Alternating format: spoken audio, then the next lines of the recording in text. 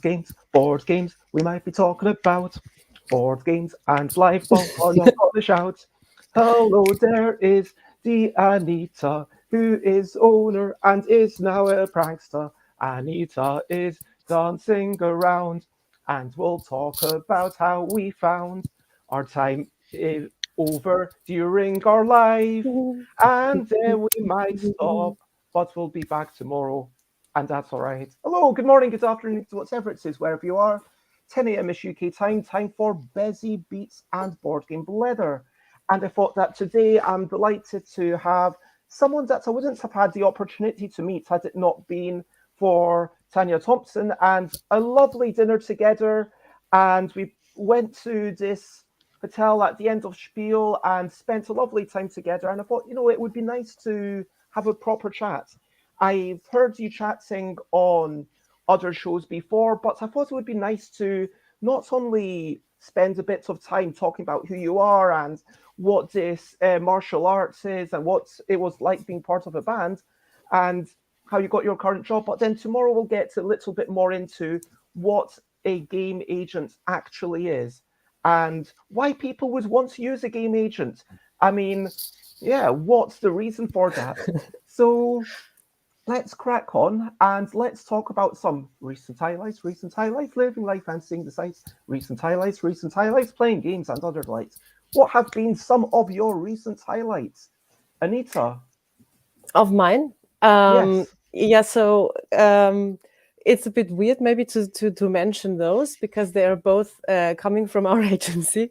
And I also like to play a lot of games which don't come from the agency. It's totally okay. You're allowed to be proud of your own games. That is okay, totally cool. okay. So there were like two things last weekend. One was on Friday evening. There was the first Challengers tournament. Challengers was a game from Johannes Krenner and Markus Slavicek, published by One More Time Games under distribution of Seaman.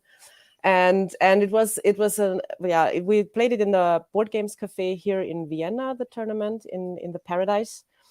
And it was a wild mix of different people coming from, like, how this goes with the tournaments in a game that was just only been released. It's not so well known yet. So there's friends of the designers and then friends of the publishers and then friends of the Board Games Cafe and such. And it was a very mixed crowd, all very nice people. And what was so amazing is that at the final table, there was a final table of 6, only females. That was so cool and so unusual. Was I don't know. I'd only just realized it when I took a picture for the records, and it was, oh fuck, there's only women. Okay, am I allowed to say fuck? Sure, I try to avoid it, but you can do whatever you want. And I was like, oh wow, there's only women on the table. That was pretty cool. So that was one thing that was really fun. But I was I couldn't play it. I didn't participate myself because So was this like a world championship thing, or was it more of a, hey, here's a fun game, let's have a contest. This doesn't really mean anything, but it's a big event. Yeah, that was the latter part. So it was first introduction to the game, as it only a few copies were released to retail so far because, production delays, blah, blah. We all know the thing now. And so we wanted to get people to know the game and to give them the opportunity to play because the game is not so available yet. And also, I mean, the first prize was a part of a copy of Rift Force, which is also by the same publishers, released a couple years ago.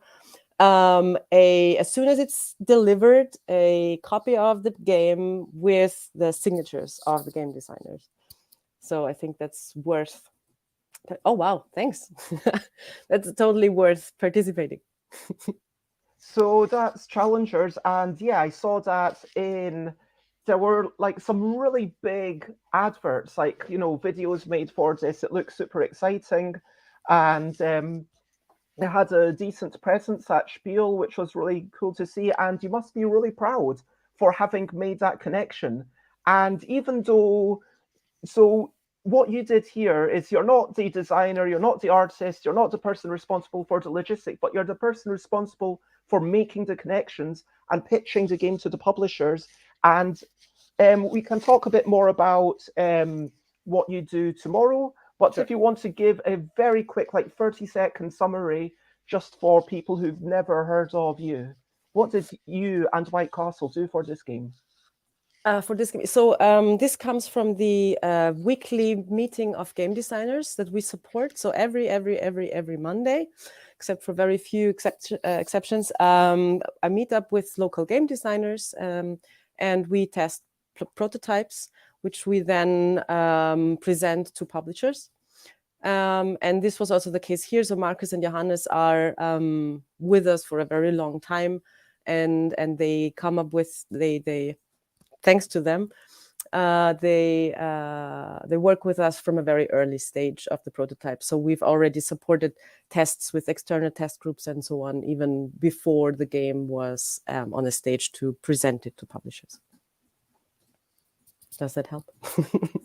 Oh, you're muted. There's definitely a lot of fine-tuning that can be done, and whilst there's a lot of joy in coming up with those original ideas, I'm kind of in the process. Let me talk about what I was up to yesterday. I played a few games with my friend, so I'm sure you've played Hasbro's Connect 4 Spin. I did so too that weekend. Last weekend? Yeah. Oh, I'm having an astonishing amount of fun with it. When I got this, I was like, yeah, what is this? It's just Connect 4, but you spin it. What's the joy here? But then the magnet sound, I actually feel like I want to open it up and let people hear. Yeah. But this sound is just brilliant. And then you hear the satisfaction of it going, hold on, let me make myself bigger. I mean, it's just so satisfying. And then there's a good amount of luck, because in theory it's 50-50. It's either going to be this way or that way. But because it's only two possibilities, you can get the idea to predict what's going to happen. There's a little bit of thinking, oh, wait, this side is going to be heavier.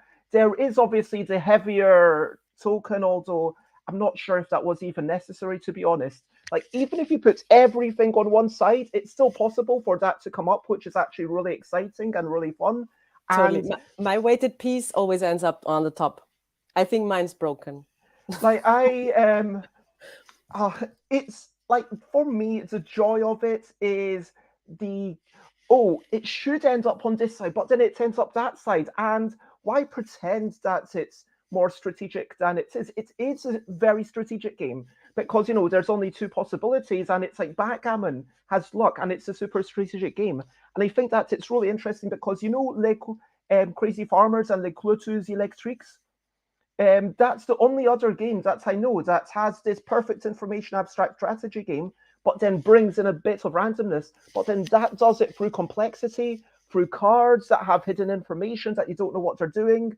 And so it's more of a hobbyist gamer's game. But here, because of the components, because of the joy of hearing that clack, clack, clack, that is just super satisfying. And then it's like, hurry, and it will normally actually finish off and go down. And yeah, it's a fantastic game. I feel you totally. Yeah, I played, I think 15 games of that last weekend. Oh, and that wasn't all we played. We played, like, I think actually 4 games that my friends hadn't played before. So the other thing that we played was Lunar Base. Have you heard of this one? That's not the Oink game, no. No, it's a super small, shiny box. So I played it 5 times, and I really want to love it. I think that there's something really clever putting the cards down, and then when you put cards down to other cards, you've got these extra resources, and there's a satisfaction if you look at the bottom. Hooray! I've got like the 2 red resources on the right that I've got because I made the bore hole and, connected them at the correct place. And you can put things sideways like dominoes, and you're trying to get either a certain number of icons on your cards, or you're trying to get a certain number of income. But every time it just feels like it ends a little bit too early and it's not quite satisfying. but I don't want to write it off. I really want to. Yeah, I tried with the fifth time we played. I tried with the Board Game Geek official rule where you say, okay, rather than going to one of these objectives, you try to go for two of those objectives. But then in that fifth game, my friends had terrible luck, and every single cards that they had in their hand, they just couldn't possibly make. So they couldn't get their income going at the start. So that was sad times for them because he wants obviously some cheap cards at the start, some expensive cards later on. And there's not the throughput of cards that you get in something like Race for the Galaxy, but it's definitely worth playing, and I would, encourage you all to check it out. But yeah, I'm not going to wholeheartedly recommend it. The final thing, but have you got any comments on this one? It looks interesting. I like the mechanism of completing those dots. That looks attractive to me. Like, I want this card, but if I take the other, then I might complete more dots or so. I don't know how it works exactly, but it looks interesting. And then the final thing that we played, and so this one's actually a photo from Friday playtest. So this is a game I'm working on. The components are actually from a totally different game, which is already published. In the middle, you can see Cora Quest. So someone said, oh, that's a pretty prototype. Yeah, that's because it's from an existing game. But the key thing about this, if I move here, is that you've got these tiles, and then the tiles allow you to do different actions. It's kind of like bag building, and there's a real-time element. So everyone's like, oh, I need to get these things to move and attack. So it's like Robo Rally, but with more speed and even more chaos and more, you're just attacking each other. There's no race, you're just attacking each other. And then you can build up experience by summoning enemies and summoning minions and then getting the minions to attack your opponents, or you can summon blocks and then throw the blocks at your opponents, or you can shoot them from afar or do these magical attacks, and the stars are magic. And I'm pondering whether I should do hexagons or squares, and I'm honestly not sure. So I'm still getting the framework together, but I'm really excited about this. I love the possibility space of thinking, oh, what cards could there be? What effects could there be? Card design is one of my favorite things in the world. Oh, interesting. Does it have a certain Clank vibe to it? I've not actually played Clank. I'm familiar enough with Clank. I think that there's a little bit less complexity and maybe a little bit because there's a real-time aspect. Obviously, there's even more chaos. But I think they're both. That's a deck builder. This is a bag builder. So it's kind of similar. Yeah, I can definitely see a similarity. So maybe you don't need either of the grids, but like just the freedom of, connecting places with each other and not connecting others. So maybe there doesn't actually. Oh, a dot-to-dot map, you mean? Yeah, just if you're exploring different ways. I like the idea because it's all about the combat. I think that you want to clear, this is where you can be, and it's all about the emergence chaos of, I can literally, so I don't.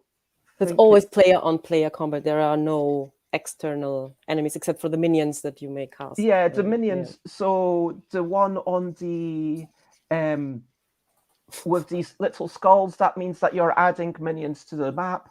And the one that says range free all, that means like anything in the middle you can push around.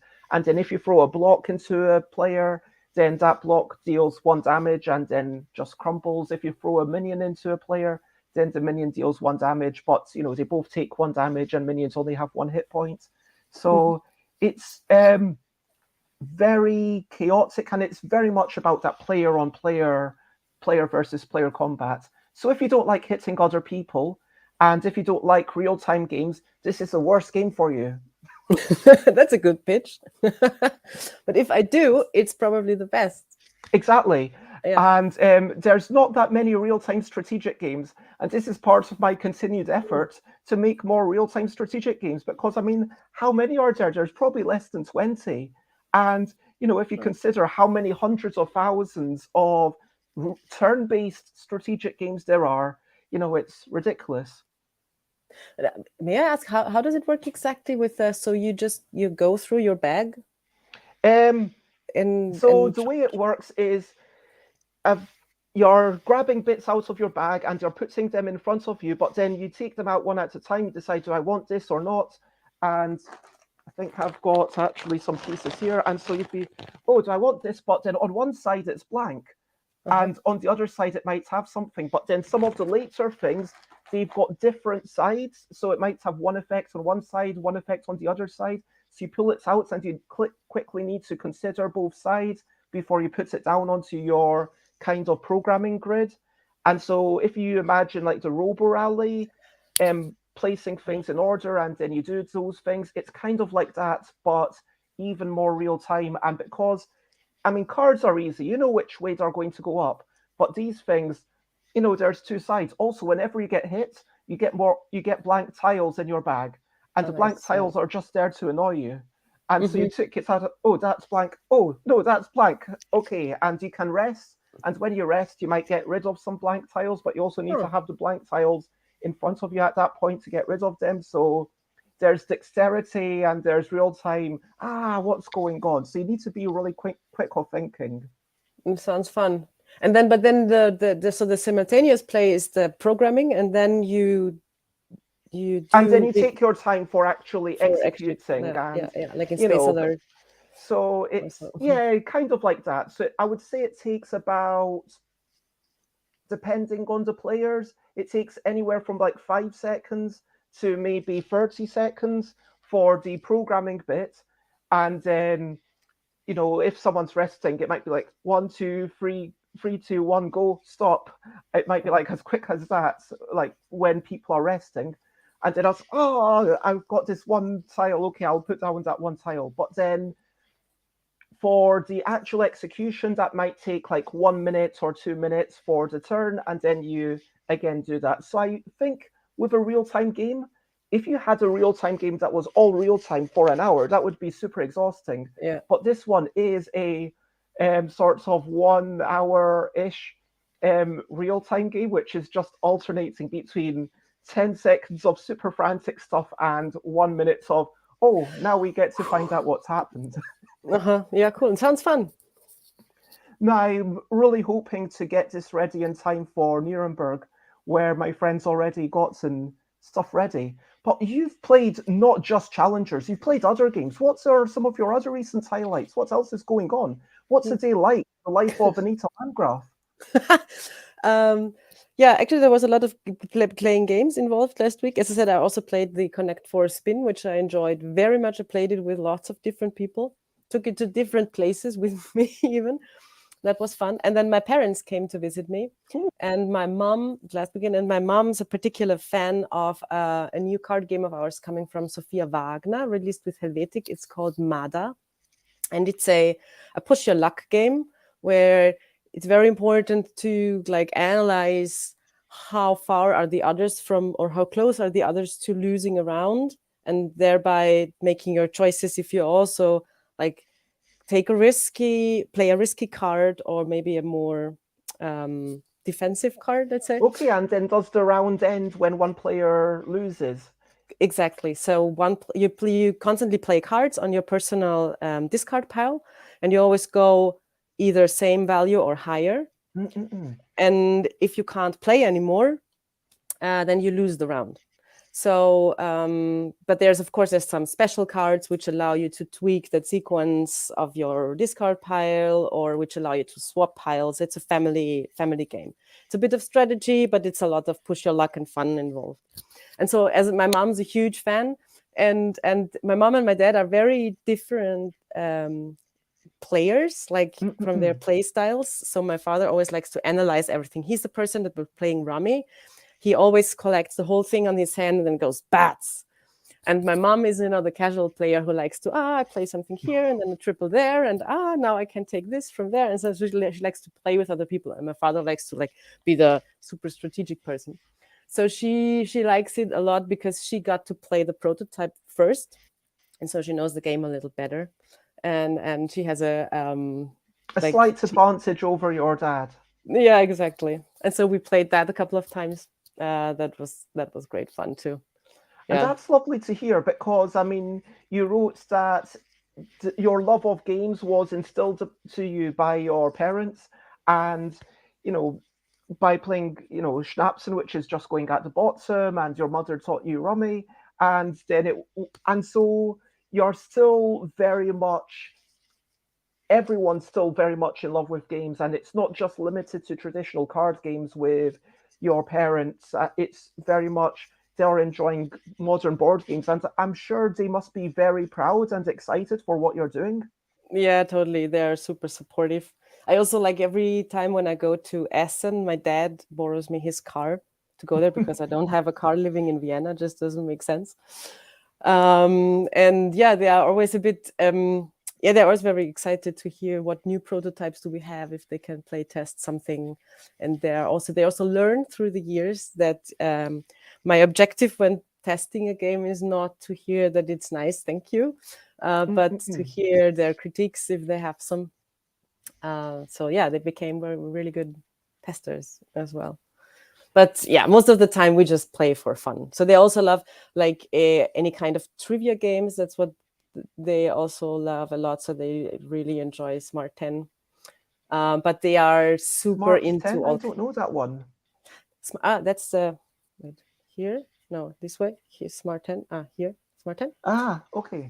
It's a trivia game. Recently became a TV show as well. But board game was first by Arno Steinwender and Christoph Reiser. It's originally published with Martinex in Finland. And was that something that you brokered the deal of yourself, or? Yeah, that also came through us, and it has a very interesting mechanism for a trivia game where you have a question with 10 possible options to answer.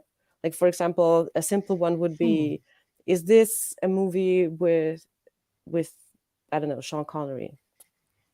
And then you have 10 movie titles, and you pass around the box that includes the let me Ah, yes, I've seen this. yeah, so you have this box, and here's the 10 options, and then you pass it around. If it's your turn, you say like, okay, I think this one, yes, that's a movie with Sean Connery. I say yes, and then I reveal it, and oh, okay, I was wrong in this case. Hmm. And if it's correct, you have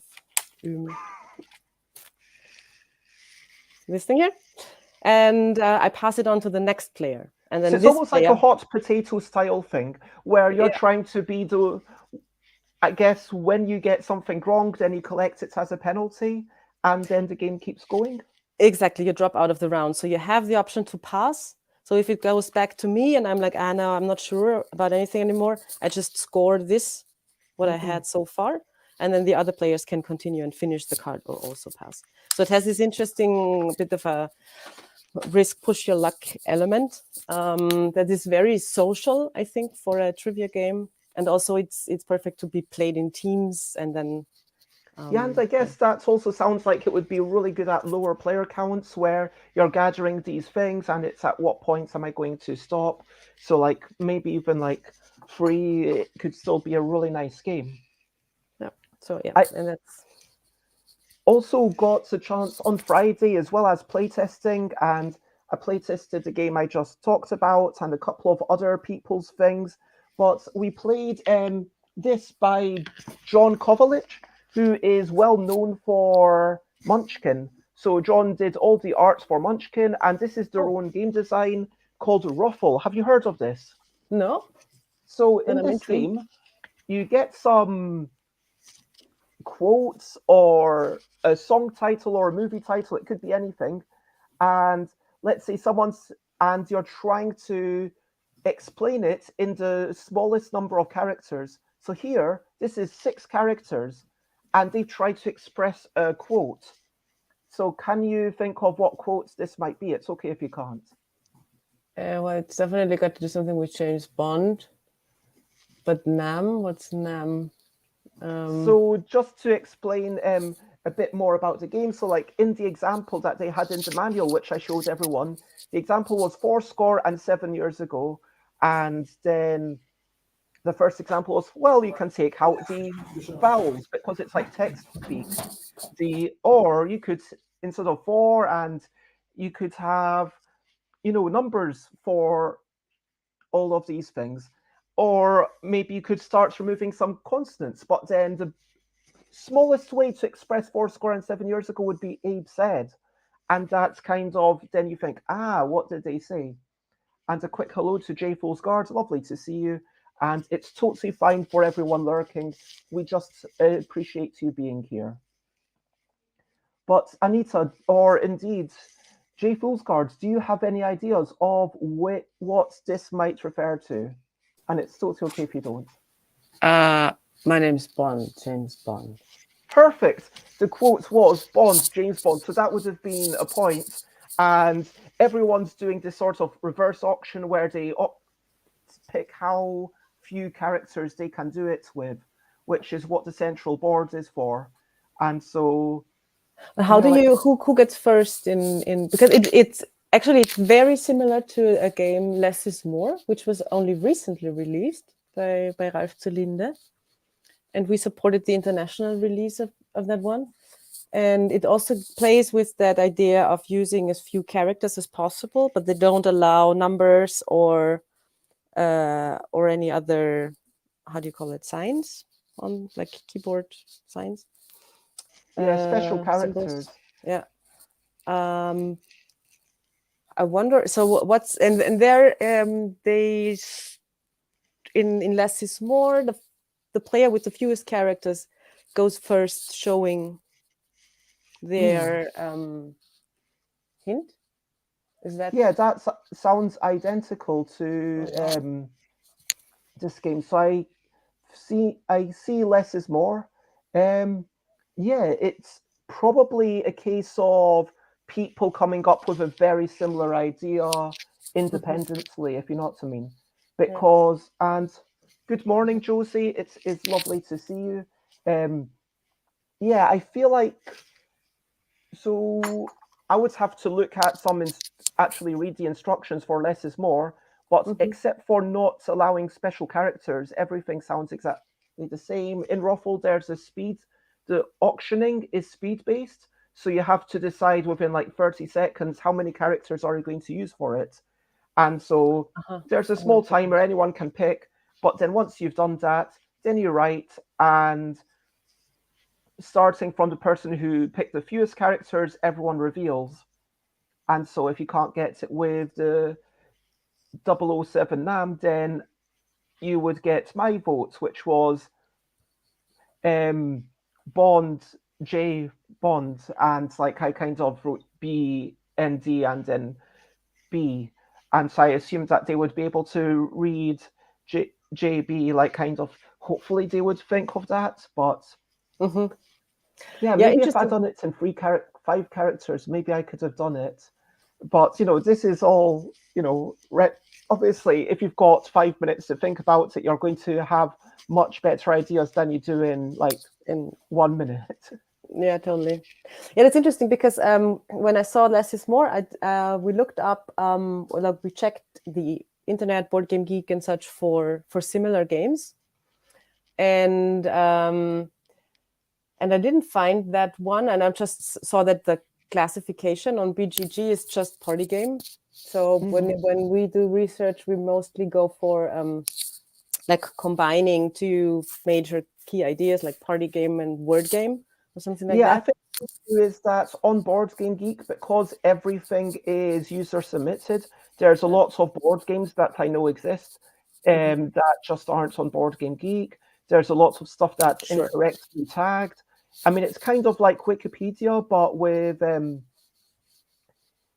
it kind of takes more knowledge to put those tags on correctly. And also there's fewer people doing it, which isn't the best combo, but there's no better database. Yeah, I mean, as I said, you also research the whole internet, but that makes it even more difficult to find something in detail. Interesting. Well, thanks for showing me that. No I worries. totally understand why it was fun.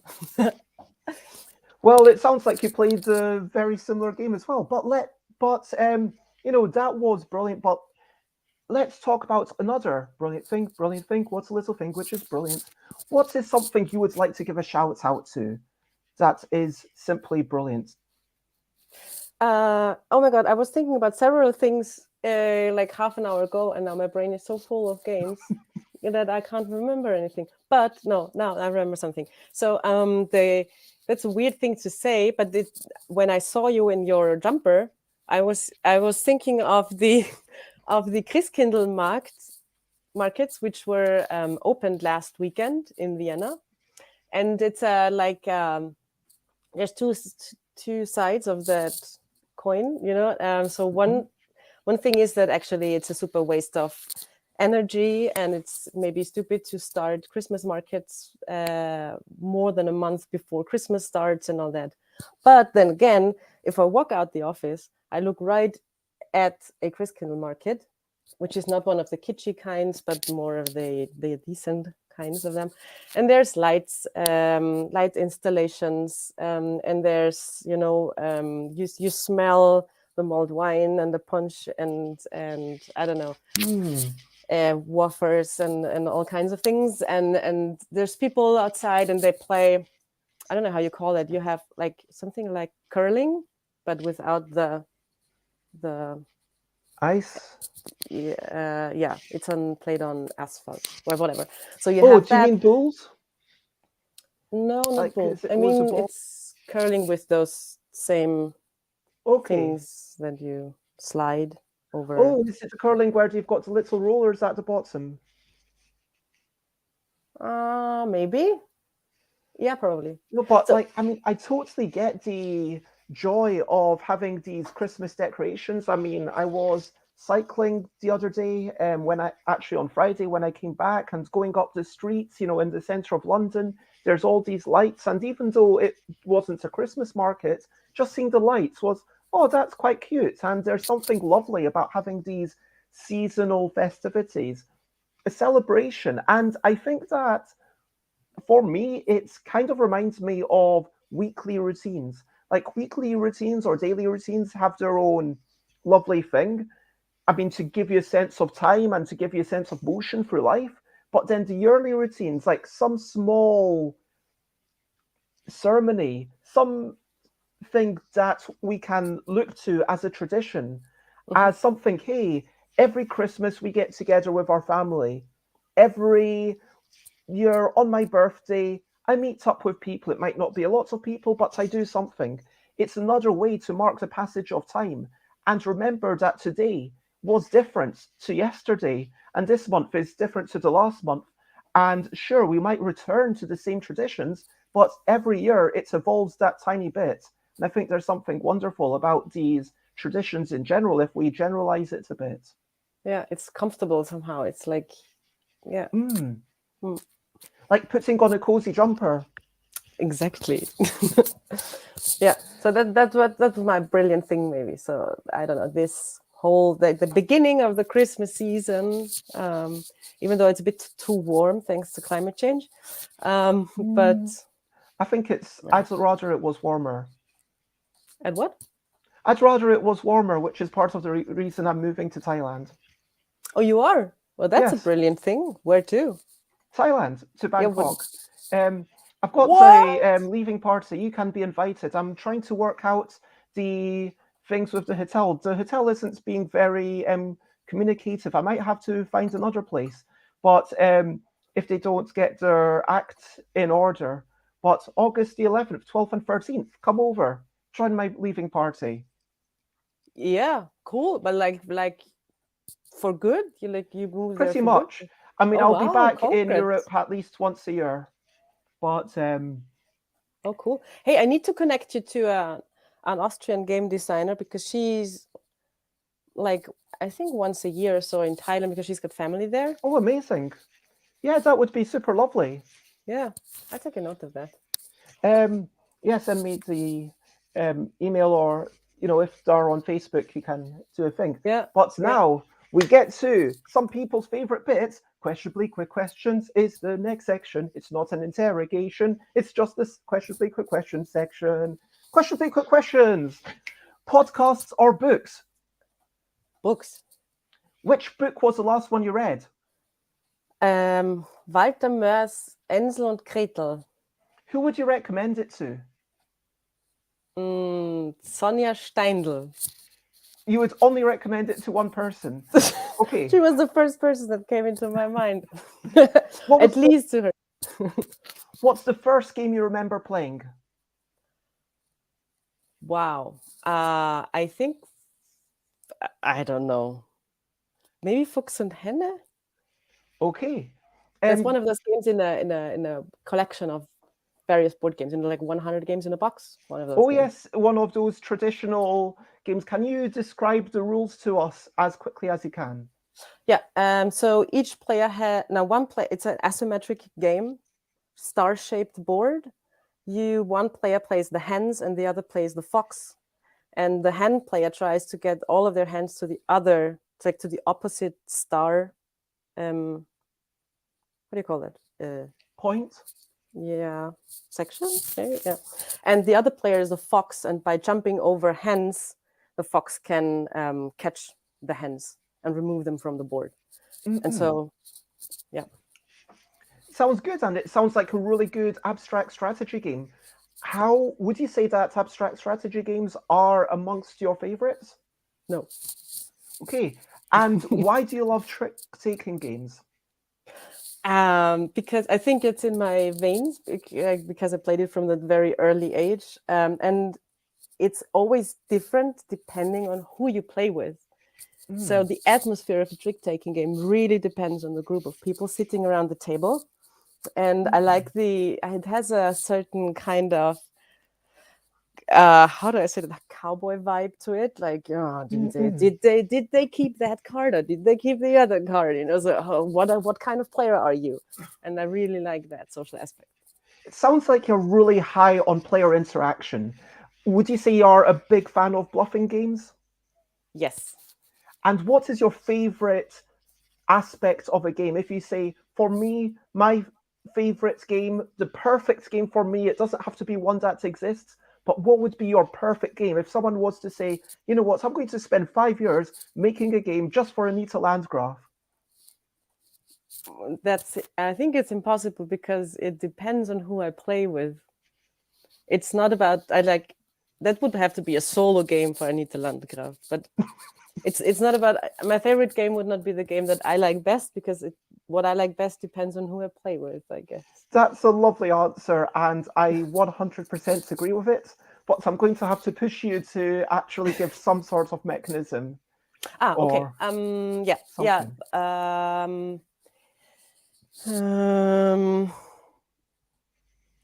So there definitely has to be some, so it can't be complete information.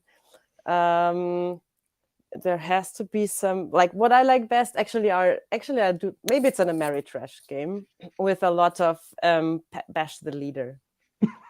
I think that's, but with a certain end to it. So it shouldn't be an endless munchkinish game, but something like Root is one of my favorite games at the moment. And I really like that, building up something, but at the same time intriguing horribly against all the other players. That's what I really enjoy. Nice. I'm also a big fan of Root. Which of the factions have you played with or against? Are there any that you've not played with yet? Have you played the latest expansion? Yeah, I'm mixing up expansions now. I think so. The last game I played with the Psycho Mice. Like the ones. Oh, the Army of Hundreds? Yeah, exactly. I'm not sure if that's the last expansion. Yeah, it is, I think. Yeah, okay. Yeah, I've not played with either of those things yet. I really enjoyed them just for their cute characters, and they like the mob has never been so cute. Yeah, and I played a lot with the birds, actually. And because a lot of players don't enjoy playing them because they're afraid of their structure to crush.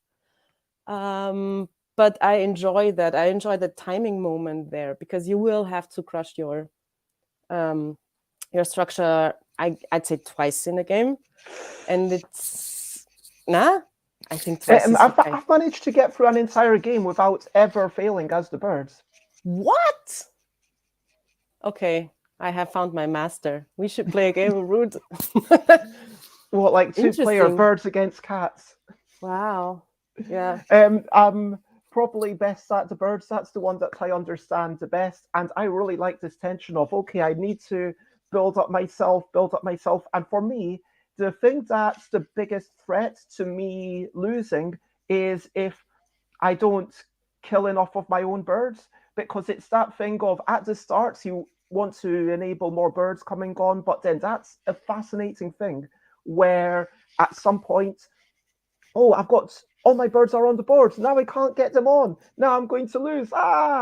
And yes, I think that when I played against Josie and yeah, so Finchy Finches, my friend Josie, we were at KCON and we played against James and Matthew, and I was the birds, and I did go into turmoil once during that, and I felt bad, but then I still managed to eke out a victory at the last minute, which was... Yeah, but as a bird, if you only go once into turmoil, I think, wow. I think that's... I mean, wow. I'm surprised. I felt like, for me, going into once is, okay, that's not great, it's not terrible, but like if I go into turmoil 0 times, I feel really good about myself. But maybe I play more more conservatively, because I don't start building until quite late, and so once I start building, I'm like, okay, now I'm starting to build, and I know that I'm going to build every turn, because that's the other key thing. So you also stay a bit under the radar, so the other players try to hit the marquees all the time and leave you alone. But yeah, if you get your own copy, Josie, I would absolutely play it with you, although we do live quite far apart, is the truth. But yes, if we're ever in the same place. We talked a lot about things coming back to bite you in the games, but what's a thing in real life that has come back to bite you? Something that you felt, hey, this is going to go really well, but then you're like, oh my gosh, this is a travesty.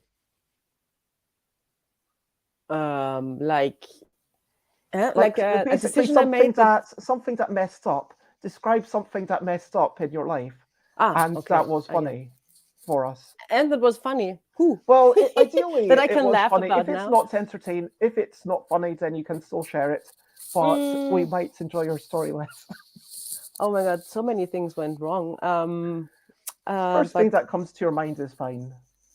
Okay, well, the first thing that comes into my mind is I was at a at a concert.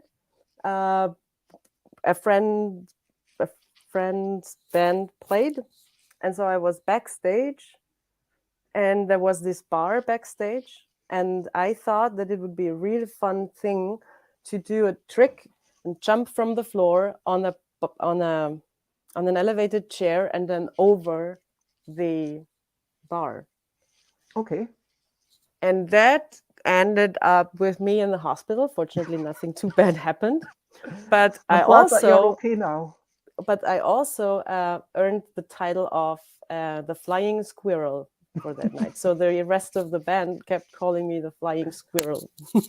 Maybe for the sound I made when I hit the floor. I don't know. That is, an absolutely delightful story.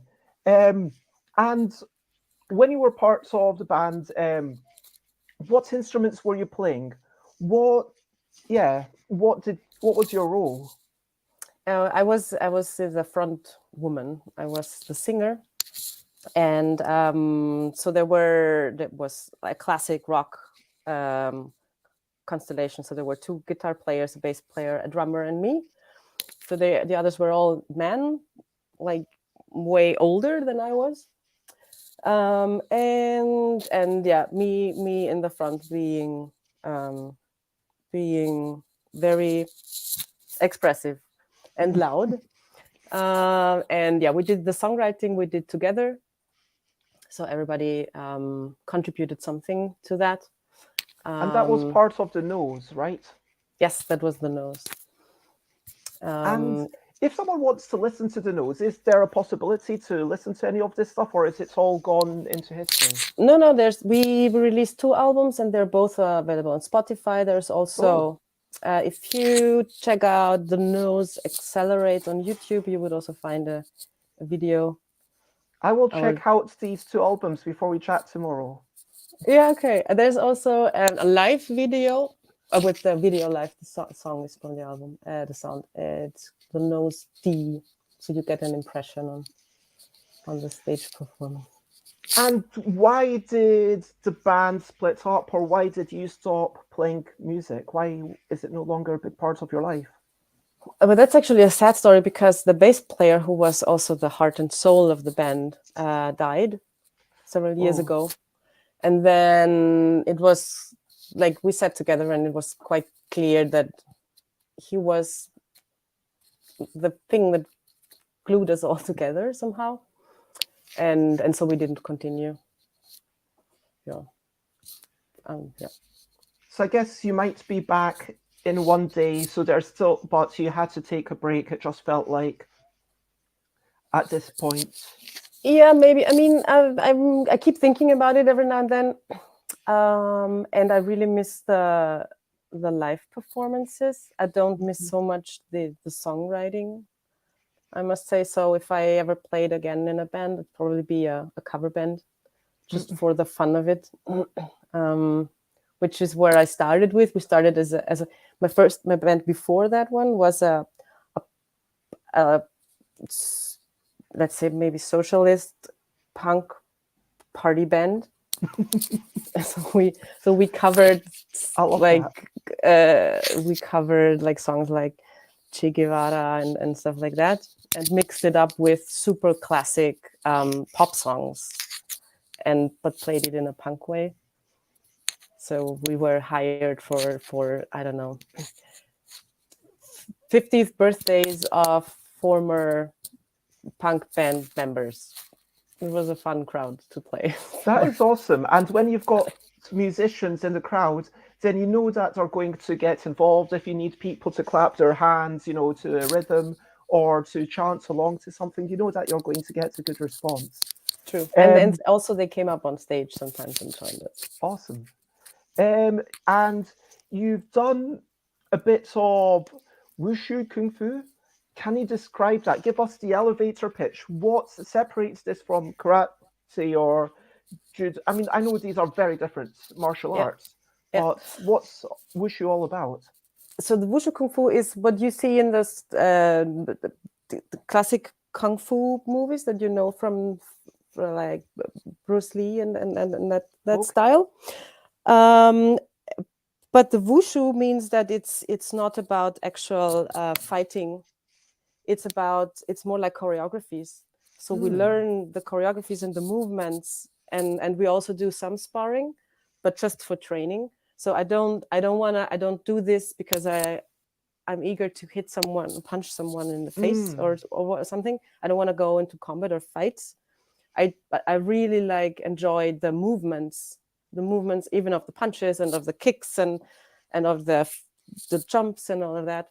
So that's like what you see when these Buddhist monk shows, like the Shaolin monks shows. That's a traditional form of Wushu Kung Fu. Wushu is like the modernized form of this Shaolin monk style Kung Fu. Fascinating, and I can absolutely understand the joy of movement. I mean, it sounds kind of like dancing. I don't know if you're what's that Brazilian capoeira? And it reminds me of that, where the dancing there was done to disguise the martial arts to actually allow them to continue doing this. But then that's just a ridiculously complicated thing, doing all these spinning moves and everything. And I think for sure that I would love to do something like that. But it's fascinating to hear, okay, Wushu, this is something where we've decided as a collective, we're not going to have combats, we're not going to have tournaments. It's just for the joy of it. And I guess there's some performance events rather than tournaments? Yeah. There are tournaments, but there are like dualish performances where one player is the attacker and the other is the defender, but it's all like, like in a theater sword play or something. Hmm. So the Um, tournaments aren't really how many times can I hit you? It's not no, like a normal combat they're tournament. like they're like really like a dancing competition or like ice skating. There's big Okay. empty place for you to perform in, like an arena, and Mm-mm. you do choreography. Either you do, so there's different categories. So you do traditional choreographies, forms they are called. I always call them choreography because it makes a clearer picture of what it is. So there are traditional ones, and you try to do them as good as possible, and then you can also create your own combinations of movements. That sounds amazing. And a quick hello to Rita Modal. It's lovely to see Rita! you. Yay! And I mean, Wushu does sound excellent. And my question is, how did he get into this? Yeah, when I quit playing in the band, my boyfriend noticed that I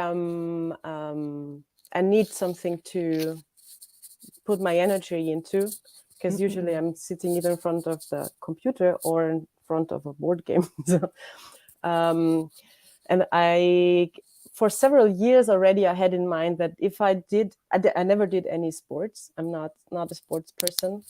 Um, and for several years I had in mind that if I ever did a sport, it would probably be some kind of martial arts, Mm-mm. because I like that combination of power and of exhaustion and concentration. And I wanted something to do on my own, like not in a team, because Mm-mm. like my work day is always with someone else. So you play with other people. It's a lot of communication and such. And so I wanted to do something where I don't have to do any choices, and I do it for myself on my own, more or less.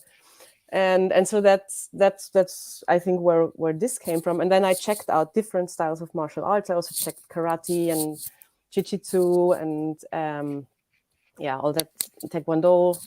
And just from watching the videos, kung fu, the wushu kung fu attracted me the most. I was like, I connected with those movements best. And then I looked up if there was a teacher somewhere, and I found a very nice place here to train.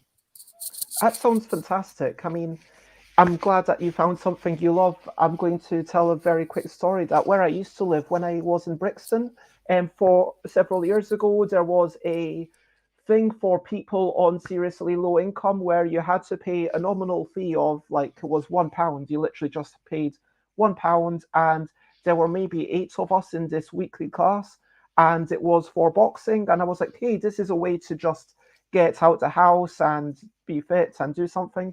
And I wasn't a big fan of being in the ring. Like I was in the ring a couple of times, and it's like actually Wow. really scary, if you know what I mean. And Uh-huh. you know, but then it felt like okay, this is a good way to protect yourself because I'm not going to lie, I have been assaulted a couple of times in my life, and obviously that's Mm-hmm. not great. And it would be great to be able to understand cognitively how to protect yourself a little bit better. But what I really enjoyed, just purely for the sake of it, was actually the um, I don't know if I can say for the sake of it. So it's more about the satisfaction afterwards, the kind of just physical training, like just doing that, or punching the things, or doing the burpees and doing like all the skipping. I actually really enjoyed it because when you're doing it with the other people, and it's like, hey, I've done this thing, and now I feel a sense of achievement, and now I go home, but it gives a sense of purpose, and I think there's something wonderful about physical activity because one even though I think that for me the mind is more important than the body, but our bodies are still such a big part of us, and how we can move and how we can think and what we do, but also what we choose to think and also what we choose to invent or say, but also what we choose to express through our body if we can. Yeah. Also, I mean, there is a connection between the body and the mind. I also think that by training this, I think that I don't know. Mm, I feel stronger. I feel lighter. I feel Mm-hmm. bigger in some sense. It's like I feel like I've got more air to breathe. It transforms somehow, and that reflects back in your Yeah, mind, I there's think. absolutely, if you're feeling depressed, this can manifest itself as starting to feel like your body is aching. And if you actually manage to get outside and, do some exercise, then that might make you feel more able to function cognitively.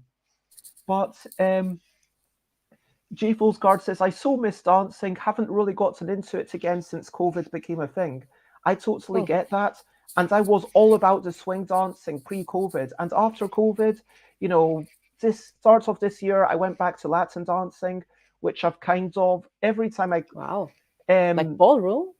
it was a mixture of salsa and cha cha cha and mambo. But Wow.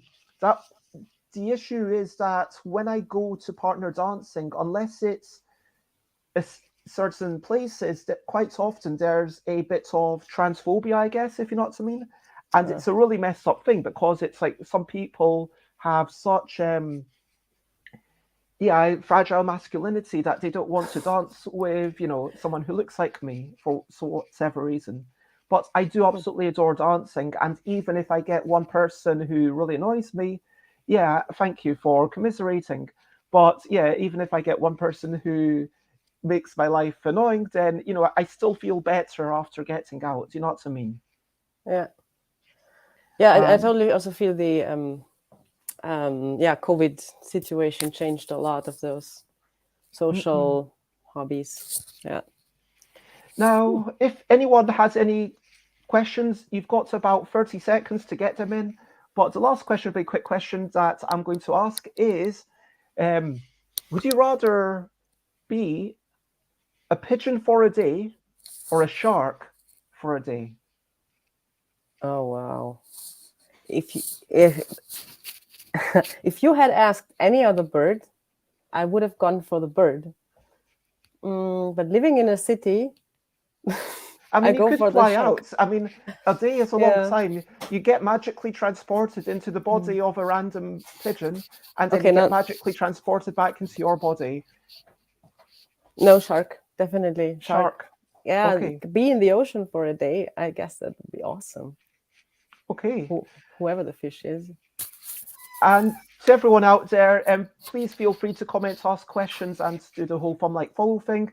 And if you are watching live, then we'll try to answer them right away. If people are watching after the fact, then I try to reply to all the comments, all the respectful comments. Obviously there are some robots and stuff that I just delete.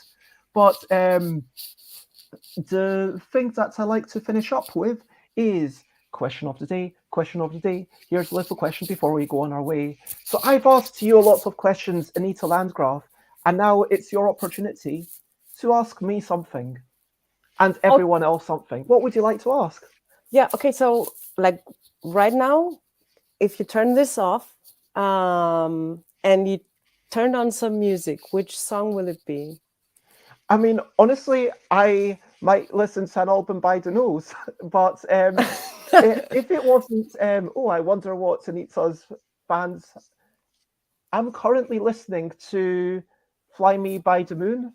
Fly Me to the Okay. Moon. Fly me Uh-huh. to the The moon classic. and let Mhm. me display among the stars.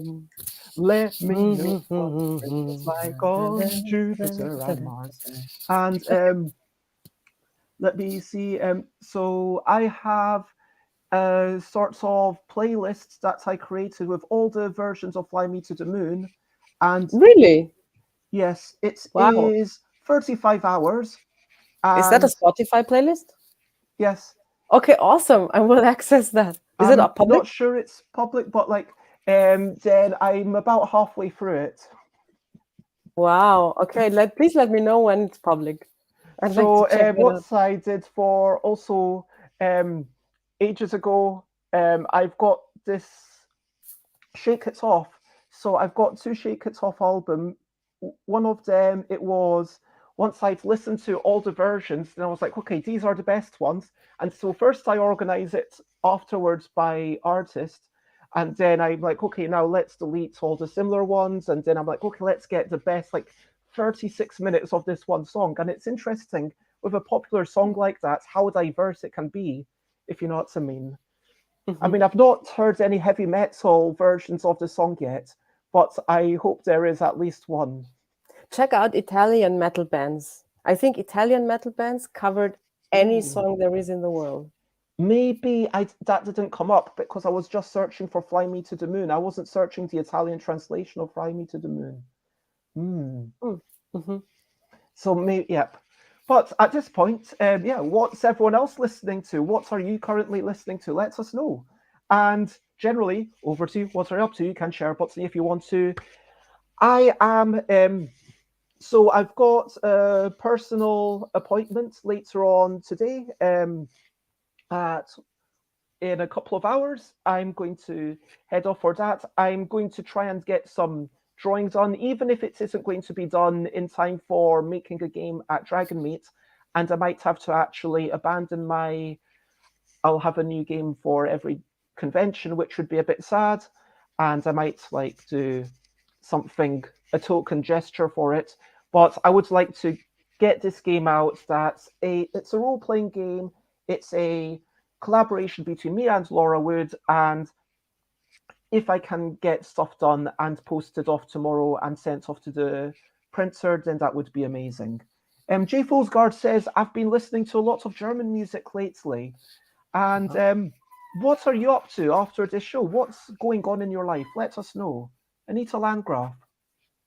Me. Yeah, I will probably speak to Andy, who's my co-worker here at White Castle Games, and see what's the structure for the day and the week, and what I should be up to. Organize that. I mean, it's very handy to have people who are working for you that you can just say, hey, reminds, like having a personal assistant. I'm kind of envious, I'm not going to lie. Yeah, that's awesome. And yeah, but like, how do you say that? Yeah, Andy. So it's sometimes also like I'm the boss, but very often it's better to let him decide things.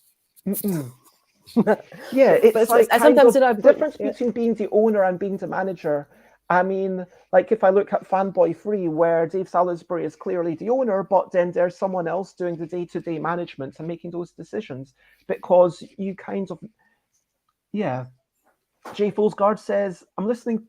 Photosynthesis by Dilla is really good if you want some upbeat pop. So if you want some upbeat, is that German pop again? And is that a cover of the Frank Turner song Photosynthesize? Yeah, let us know, Jay Folsgaard. Also, out to research some games by playing them. I hope you have a wonderful day. That sounds like a fantastic time. If I have the energy after my appointments and stuff, I will be going to Pimlico to have a quick dance with Sirach. I'm looking forward to that. But at this point, it's time for us to recap and wrap up before we finish up. We chatted about so much today. We chatted about enjoying the challengers contest and enjoying the fact that people are playing this game and going through it and having a final table that was all women. We talked about Mada, the push your luck sort of game, which is going to come out at some point. We talked about Ruffle, where hopefully there we go, which is a bit similar to Less is More. We talked about Roots and the joy of the different factions and the Irie. And it's interesting how the birds over there, but the birds are red. I never noticed that before. Like that's actually slightly incongruous. But we talked about being part of a band, having the energy to jump around like a squirrel, and to sadly people pass away and life does move on. We talked about Wushu Kung Fu and what that means, and getting into games and games being such a big part of your family. And then we talked about a whole bunch of stuff. and it's been an absolute delight. Thank you, Anita, and to everyone out there. Obviously, if you want to check me out, I am Stuff by Bez in all the places. Stuffbybez.com/streams will tell you what I'm up to over the next few days. Tomorrow we will be back and we will be talking specifically about what it means to be a board game agent and what that's all about. On Wednesday, I'll be talking about a new mechanism with Alan Paul, and then I'll be taking a few days where I'm at a Gamers Gaming Getaway, and I'll have a quick, report potentially about what I played, but it'll just be a quick hello and goodbye because now I'm off to play stuff. But if people want to check you out, Anita, where would you like to be found?